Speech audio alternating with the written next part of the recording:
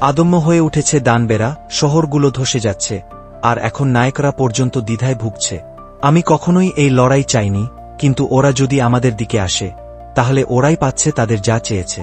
ওরা কি তা আমি ভাবি না। আমার মুঠি পড়লেই শুধু নির্বতা থাকবে। ওরা আমাকে অবমূল্যায়ন করেছিল। প্রতিটা চিহ্ন এক পাঠ, প্রতিটা আপগ্রেড এক প্রতিজ্ঞা। আমি থামব না যতক্ষণ না হুমকি ধুলোয় পরিণত হয়। তারা মনে করে বিশৃঙ্খলা আমাকে কাঁপাতে পারে। আমি এক চিন্তায় জ্বরকে বাঁকাই। যদি পৃথিবী ভেঙে যাচ্ছে, আমি আমার নিয়মে সেটা ধরেই রাখব।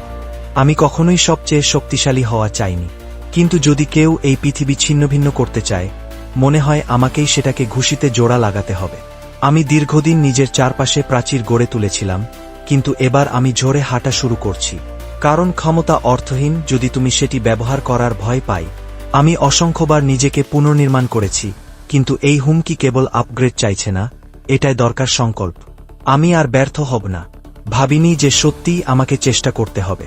কিন্তু ওরা যদি আমার টিমকে হুমকি দেয়, তাহলে হয়তো আমাকে সিরিয়াস হতে হবে।